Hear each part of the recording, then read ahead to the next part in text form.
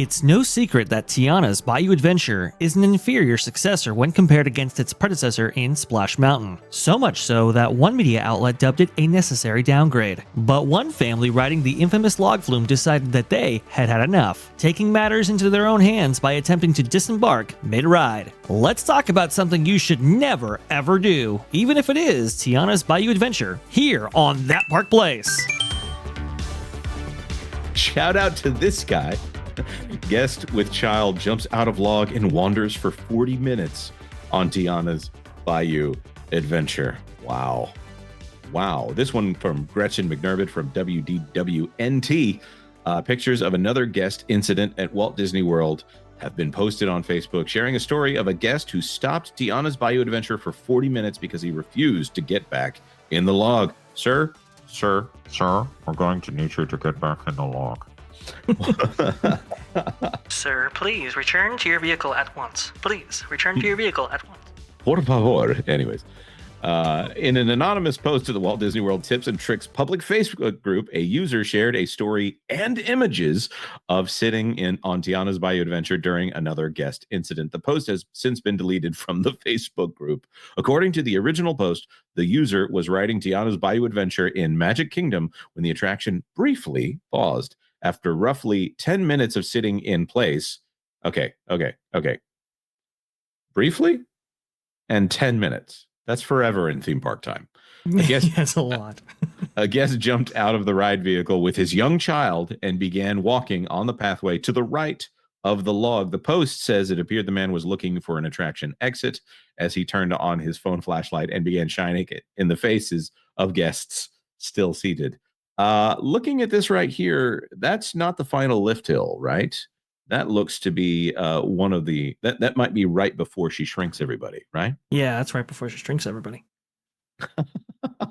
So he was trying to exit before he heard the Afro-Cuban, Afro-Latina mix of Dig a Little Deeper. Does he know what he's passing up here? Maybe that's why he freaked out, because he's just horrified sonically because of how bad that sounded. Folks, I mean, the soundtrack for this is particularly awful, but maybe it was Mama Odie saying, "Hey, we're gonna shrink you down." He's like, "Whoa, that's not gonna happen." Get on back in it.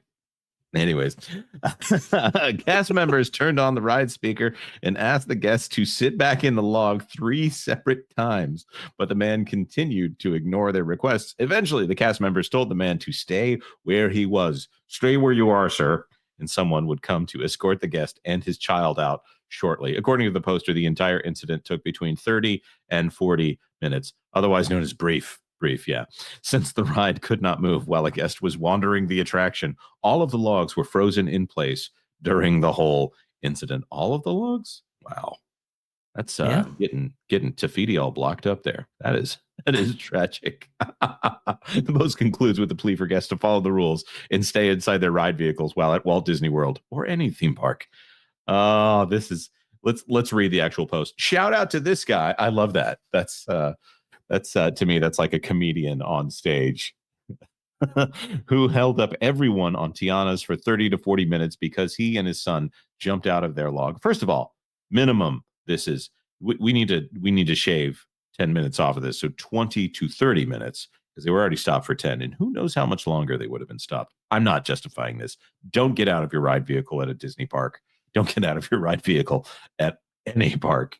Never. As far as I'm concerned. Never do this. The ride, right. And well, and we were having the discussion last night, me and my family, like there whether or not there were lap bars. And I wasn't sure whether there were lap bars on Splash Mountain, but then we remembered they had to come in with that giant key in order to unlock the ride vehicle to let people out. They did that a lot in the early testing for Tiana's Bayou Adventure. I was just searching for the time when I could say that this ride was fully functional, but I don't think this ride has ever been fully functional without incidents here. But anyhow, he chose to jump out of the log with his kid and try to exit. The cast members came over the speaker 3 times. Yes, 3 times, asking him to get back into the log, and he refused. I wonder if that was obviously not in person here, because I don't think they would confront the guest in person. Also, I'm wondering if it was a verbal refusal or just him just not getting back in the log, like him shouting to the sky as if the ride gods are calling down to him, sir, get back in your vehicle. No, curse you. This is funny to me. He began shining his phone flashlight around looking for an exit, as well as waving the bright light in our faces as we sat there, annoying, dumbfounded on why he was doing this. Eventually, another cast member came over the speaker telling him to stay where he was and that someone would be there shortly to escort them out. I must have thrown an extra shortly in there. We went from a 10-minute ride pause to a 30 to 40-minute ride pause because of this guy. Just sharing this as a reminder to please follow the rules and stay in your ride vehicle. There was absolutely no need for this to happen. This guy is teaching his son that the rules don't matter and you can do whatever you want, even if it inconveniences everyone else. I'm looking at this guy right here, and let's see. That's a little-ish kid right there. I don't know if he's teaching him anything. I think he's just teaching him to do what his dad says, even if it's awkward in front of everybody else. It's setting a bad example. I actually think it's a worse example for any kids who happen to be inside the ride vehicles watching this happen than it is for the son himself. Don't do this, folks. This is crazy. These things can kill people under the right circumstances. It doesn't even take that much to get into a circumstance where you could be seriously harmed. I can only relay the amount of instances which people, when they attempt to exit ride vehicles before they should, or, they put out limbs. And I can just tell you, folks, these are moving experiences that involve machinery that are tons of pounds in weight. And I'm just saying, they're not going to stop for you. They're likely going to continue to go on unless you have some sensor built in, but don't rely on that, folks. That's for sure. Stay in your vehicle, please stay in your vehicle. It behooves you to do this. All hands, arms, feet, and legs in the ride vehicle as well. To add to the litany of problems this ride has encountered over the last few months since it's started to operate, no surprise it's Tiana's Bayou adventure, but unfortunate that somebody decided to feel it necessary to get out with their child and roam around the sets and so forth, trying to find an exit. This is particularly concerning. Yeah, this also to me seems like they would just want to go towards more flat rides, things that aren't nearly as adventurous, where they could just say, "Boom, everything stop." This is when you're a little kid, it seems like you're in a huge tank when you go on a water ride like this, or a boat ride like this, like Pirates of the Caribbean. I was convinced that it was like a giant pool underneath me. Of course, if you actually stepped out of the ride vehicle, again, not recommending anyone do this. You can see footage online of cast members guiding people out by having to push some of the ride vehicles themselves. They're in hip waders, essentially, or maybe waist weight. Yeah, hip waders, whatever they're called. So it's less than 6 feet. I'll say that on most of these. These obviously have rails on them, but which means you are next to the implement that is continuing to push the ride vehicle down. So there are mechanisms under the water, so don't get in the water. It's difficult getting in and out of the ride vehicles. It's just dumb. It's just dumb. Although I have been tempted.